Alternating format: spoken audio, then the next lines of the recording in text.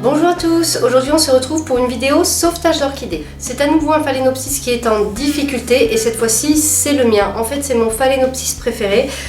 J'adore sa floraison, j'adore ses fleurs et puis je l'adore parce que c'est la première de mes orchidées qui a refleuri. Donc autant vous dire que ça a été du bonheur et malheureusement depuis plusieurs années il a des soucis et là ça commence à aller vraiment très mal. Donc on va regarder ce qui se passe et je vais vous expliquer tout ce qui ne va pas pour ce phalaenopsis. Je vais voir ce que je peux faire et si jamais vous avez une idée de génie, si jamais vous savez quel est son problème, n'hésitez pas, mettez-moi un commentaire parce que là vraiment si je pouvais le sauver je serais trop contente. Donc pour vous expliquer déjà, on n'est pas sur la plante de base. La plante de base, je vais vous la montrer. Elle est ici, elle a complètement séché en fait. Voilà, le phalaenopsis était là et en fait il y a eu de l'eau au cœur de la plante, ce qui l'a fait pourrir. Donc la plante était toujours vivante mais elle ne pouvait pas lancer une nouvelle feuille. Et donc ce qu'elle a fait, c'est qu'elle a lancé un kéki qui s'est développé. Alors mon idée de base bien entendu, c'était de rempoter ce kéki bien plus rapidement puisque ça ne servait à rien de le laisser sur la plante mère qui était d'ailleurs en mauvais état, plutôt les feuilles étaient assez abîmées. Seulement ce qui se passe c'est que ce phalaenopsis me fait floraison sur floraison. En général il enchaîne les floraisons et à chaque fois je n'ai pas le cœur de couper la tige florale. Comme c'est mon phalaenopsis préféré, j'ai envie d'en profiter et du coup on se retrouve, je crois que ça fait 5 ans que j'ai ce kéki et que je me dis il faut absolument que je fasse quelque chose et puis non quoi en fait je ne prends jamais le temps de faire quelque chose. Voilà, donc déjà le premier problème c'est qu'on est sur un kéki du coup qui se retrouve avec la plupart de ses racines en aérien alors qu'il n'est pas en hydroculture, donc la plupart de ses racines ont soif, il n'y a que les racines intérieures qui sont bien hydratées. Deuxième problème visible, eh bien il n'a pas de feuilles, il n'a presque pas de feuilles. Au fur et à mesure, à chaque fois, une feuille se forme et ensuite elle s'abîme et elle finit par disparaître. Soit je finis par la couper parce qu'elle est très abîmée, soit elle jaunit complètement et puis après elle peut tomber d'elle-même, elle est complètement desséchée. D'habitude ce qui se passait c'est que les feuilles noircissaient un peu, elles se nécrosaient. Là cette fois-ci j'ai quelque chose d'assez exceptionnel, j'avais jamais vu ça encore, en tout cas pas en vrai, peut-être en photo mais ça me dit rien. Et vous voyez, on a comme ça s'abîme au fur et à mesure, ça me fait comme un arc-en-ciel. Là ça a complètement blanchi, là c'est noir, là c'est marron, là c'est vert pâle et puis là après c'est la feuille, voilà. Donc cette plante a probablement une maladie, laquelle je n'en sais rien du tout.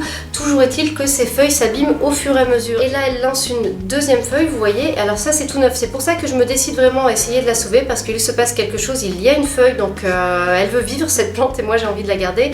Voilà, donc ce qui va se passer pour cette nouvelle feuille, je le sais très bien, elle va grandir. Pendant ce temps-là il va sûrement y avoir des floraisons et puis après, tout comme celle-là, elle va s'abîmer. Donc je ne sais pas pourquoi. Ça, si jamais vous savez de quoi il s'agit, je suis preneuse de conseils parce que là je n'en sais rien, donc je suis un petit peu perdue et puis j'aimerais bien sauver ma plante. Problème numéro 3, ça se passe dans le pot. Alors ça c'est assez récent, ça n'était pas là avant. J'ai des petits points dans le pot.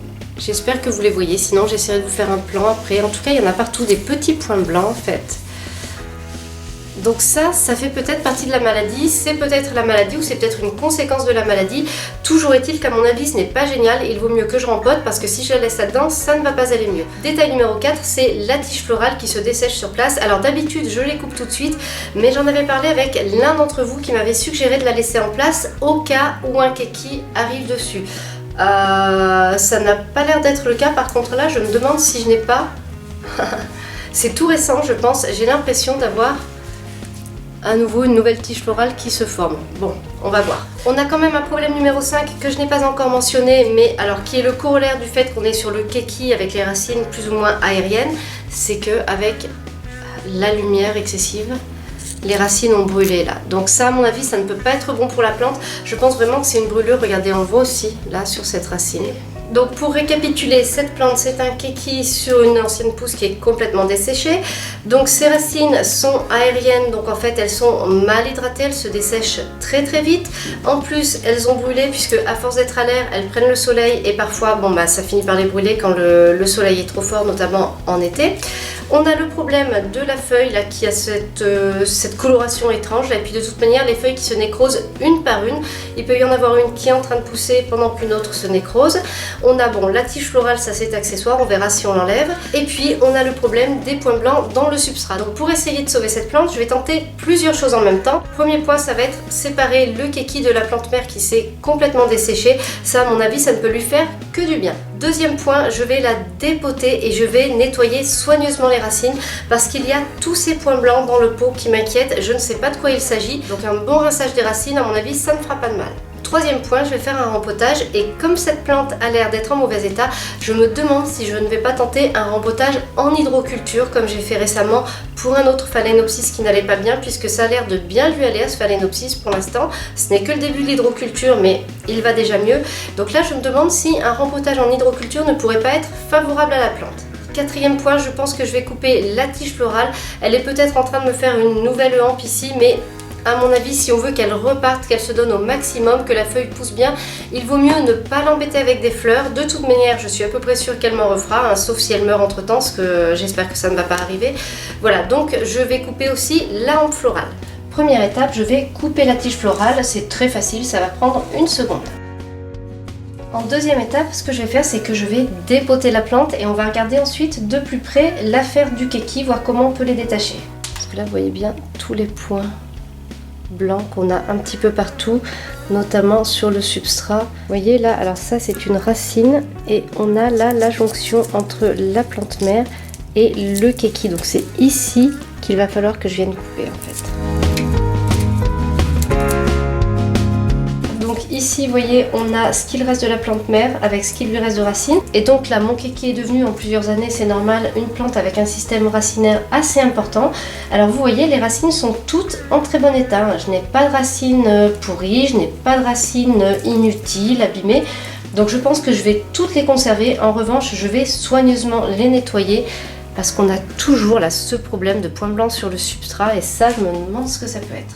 Donc on a ici notre tige florale coupée et puis on a toutes les racines qui nous restent et qui sont nettoyées au maximum. Donc ce que je vais faire maintenant, je vais aller les rincer soigneusement sous le robinet.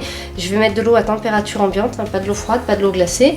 Et puis ensuite on va revenir pour voir la suite. Alors vous voyez, j'ai nettoyé mes racines. Alors j'ai testé, il me faut un pot assez grand là pour faire de l'hydroculture vu la quantité de racines. Et l'idée c'est que la plante ne soit plus en l'air comme elle l'était avant.